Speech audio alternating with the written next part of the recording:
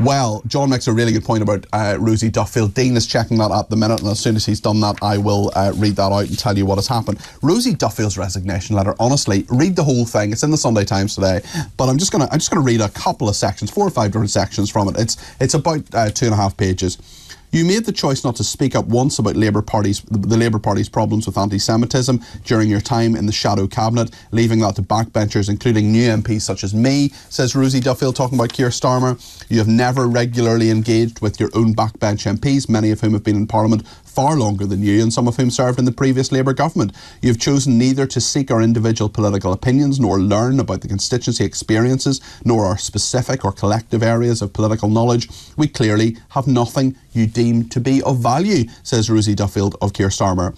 Your promotion of those with no proven political skills and no previous parliamentary experience, but who happen to be related to those close to you or even each other, is frankly embarrassing.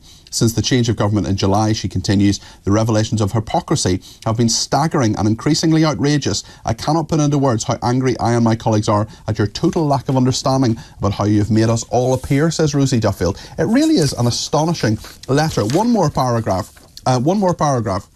How dare you take our longed-for victory, the electorate's sacred and precious trust, and throw it back in their individual faces, in the faces of dedicated and hard-working MPs. The sleaze, nepotism and apparent avarice are off the scale, says Rosie Duffield. I'm so ashamed of what you and your inner circle have done to tarnish and humiliate our once proud party. So she is not missing and hitting the wall there. We also know... Sorry, I'm about to sneeze.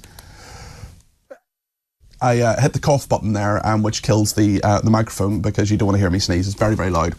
Anyway, Rosie Duffield, Dean has told me, he's looked it up, did not vote in that vote on the winter fuel payments. We don't know where she was. We don't know whether she abstained. We don't know whether she had other business elsewhere, but she didn't vote for winter fuel payments. Starmer's cabinet is in complete disarray, and this time the spark was lit by none other than Rosie Duffield herself. Once considered one of Starmer's closest allies, Duffield announced her resignation just months after Labour took power, leaving the government looking more like a chaotic farce than a functioning administration. The MP for Canterbury is no minor figure. She held a relatively prominent role within Labour's leadership ranks, so when she chose to step down, it was clear to all that something serious was unfolding behind closed doors, something they're desperate to keep hidden. An MP who played a pivotal role in the party's election campaign has suddenly walked away just as they've seized power. So, what exactly is going on behind those closed doors? Sue Gray has been pushed aside, John McDonnell was cast out, and now it's Rosie Duffield's turn. Starmer's team will no doubt scramble to patch up the damage, but this latest departure only exposes the widening cracks in the already fragile foundations of the Labour Party. What will happen? How arrogant they are, because they more or less said, good riddance, well, we didn't really like you much anyway. But let's have a look at what she had to say. Why is anybody earning the amount of money that Keir Starmer earned as the leader of the opposition, taking £32,000 sterling, 0 pence worth of clothes from somebody? It's a very good question. How can she not be right about what she did? From the moment Keir Starmer set foot in Downing Street, he's been living in the luxuries paid for by the taxpayer. And let's not forget, this is the same man who endlessly slammed the Tories for waste and scandal. So, what now? Now that he's the one calling the shots, all that anti-corruption talk seems to have conveniently vanished. A bit hypocritical, isn't it? Lord Ali had given Keir Starmer clothes. The question is, how big is this man's wardrobe, by the way? Where are these suits coming from, for God's sake? But was he making the suits himself personally? And don't be fooled into thinking these are just token gifts handed out for show. Far from it. Starmer is raking in donations and cash sums that would make any MP blush. If the press reports are accurate, the amount he's receiving is twice the usual level. He's being buffeted by a row over freebies and donations. It's being reported that Rosie Duffield has resigned as a Labour MP. The Times newspaper is reporting that she's blaming Sir Keir Starmer's cruel and unnecessary policies and the freebies row that is engulfing him and his party. Now, we know what he wants to talk about, his missions. That's what he campaigned on, of course, during that election campaign. But instead, now he's in office, well, he's spending his time having to deal with questions over how many Arsenal matches he's been gifted and who's paid for his wife's clothes. It's a bit like a giant game of whack-a-mole. Now he's saying it was for his son to study peacefully for his GCSEs. Well, I don't know how much peaceful studying he was doing while they're all having a party on election night. Really? Seriously? Starmer said, somebody offered me accommodation. Somebody, you mean Lord Ali, offered me accommodation where we could do that, and I took it up, and it was the right thing to do. No, it wasn't. It was the wrong thing to do, you plonker. And then he goes, it didn't cost the taxpayer a penny. Well, that's all right then. I mean, who on earth thinks it's OK to take money from a lord who's loaded in order to put your child in an apartment that he owns so that he can study peacefully? What influence does Lord Ali have on this government? He's been caught red-handed, doing exactly what he once vowed never to get involved in. And now people are beginning to question whether all that bold talk about cleaning up the political swamp was nothing more than cheap self-promotion. And he's received a lot. According to reports in the media, he has received £17,000 sterling, 0 pence, even more than that. That's the total gifts and hospitality he has registered since the start of the last parliament. Holidays, theatre, music, football tickets, hotel stays, all within the rules, his cabinet says. Compared to every other current MP, Starmer comes top of the charts. He has accepted more freebies by far than anyone else. It's disgraceful, isn't it? Could happen to anyone, couldn't it? I mean, I'm always overlooking 15 grand's worth of clothes and glasses here or there. You know, it talks about a government of change. The only thing that seems to be changing is Keir Starmer's suits and clothing, which seems to be changing very rapidly, according to how huge his wardrobe must be. Yeah. As for this announcing new principles, you don't need to announce principles. Principles are something that you have already. Head and in your heart. And when we elect our prime ministers, we naively assume that they've got the right principles in the first place. They don't need them to be codified. I mean, this isn't a new game, politics, public office. It's not something that's novel. We're not a new democracy.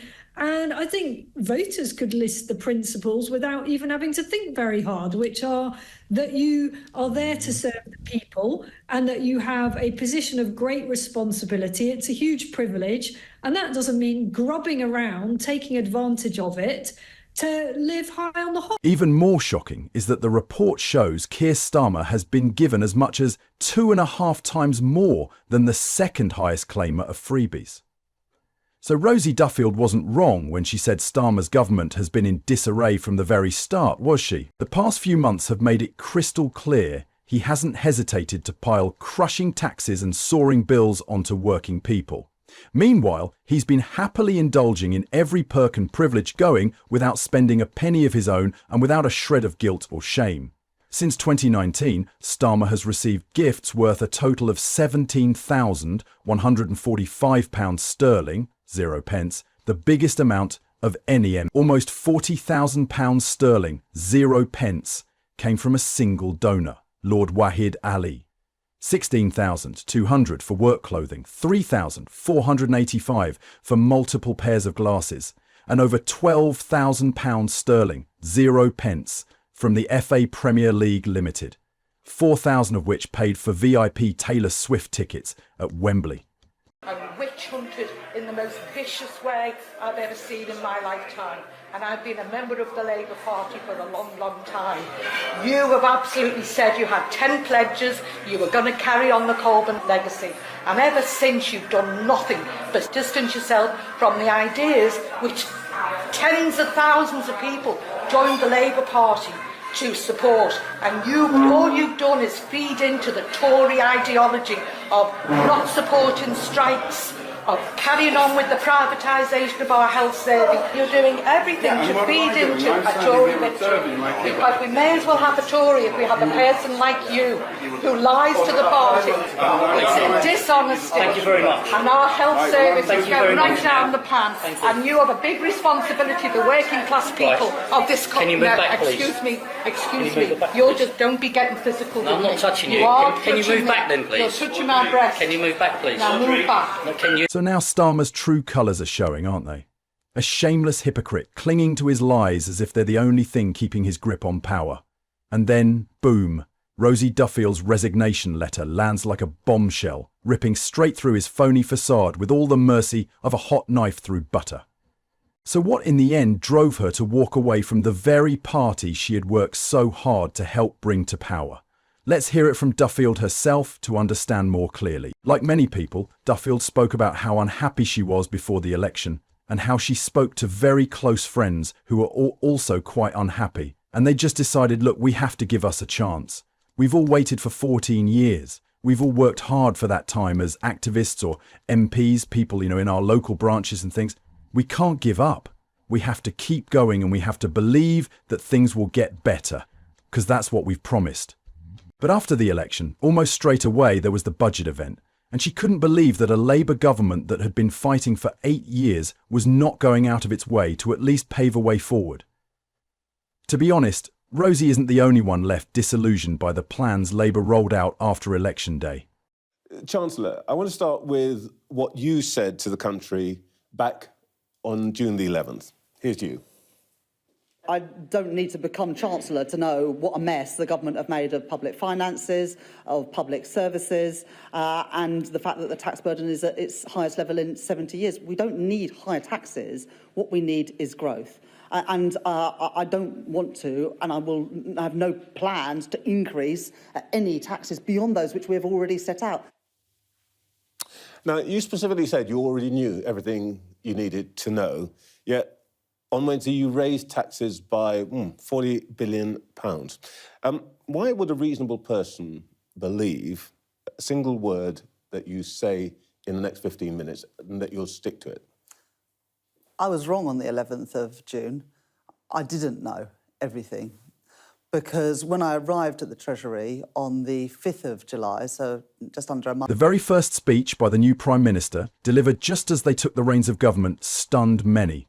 Instead of a message of hope and change, what we got was a political shock that no one had seen coming. Following that political shock, it came as no surprise that the situation in the UK continued to deteriorate. Under Starmer's clumsy leadership, Labour hasn't stopped at betraying farmers. They're now targeting pensioners and struggling families as well. Starmer's blatant U-turns and abandonment of previous promises left Rosie Duffield deeply disappointed and angry, forcing her to seriously reconsider whether she could continue to be part of the party at all. Ready from the cost of living crisis, those at the bottom of the pile, people that need our help as a state and a government are not going to get it. In your powerful resignation letter, you state clearly that the reason for leaving is also to do with the programme of policies that you see Sir Keir Starmer being determined to stick to. What are the particular policies that you believe are so egregious that it has led you to lead the party? I think starting with the two-child limit or so-called rape clause, most of us in the Labour Party have been fighting against this and standing up and speaking against it for around 8 years since the Tory government, I think George Osborne, introduced it. And to hear us now not doing anything at all, after 14 years of preparation where we could have come up with a way of ditching that from day one, that is so profoundly disappointing. And then all these stories started coming out. And she thought, well, at first, it's just a lot of fuss about nothing because we're in power and, of course, she's on the other foot. But as more and more came out about the Labour Party, because, of course, not everyone sees everything, not everything makes the headlines, she just thought, I can't do this. And, all of my colleagues, the morale was just on the floor by that point. In the end, Rosie Duffield finally saw the light, and the realisation must have felt like a punch to the face. Once the inner workings of the Labour Party were laid bare, she truly grasped the extent of the deceit so carefully concealed. No longer willing to play along, she chose to walk away, a cold, sharp rejection of the hollow theatrics Keir Starmer has staged since the day he took the reins. Duffield's resignation letter isn't some minor footnote in today's political story. It's a furious declaration of loyalty to her constituents, and a stinging slap in the face for a man who has not only betrayed the people he swore to defend, but also his fellow party members. But the biggest question now is, how many more will follow in the footsteps of Rosie?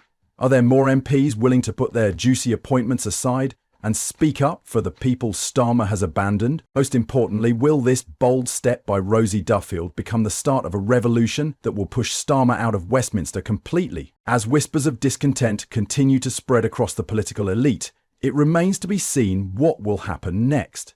However, one thing that has stunned many is the apparent lack of awareness by Keir Starmer and those closest to him about the current state of things in Britain. It is like they go about their businesses every day without caring how the people feel or how their policies impact their lives.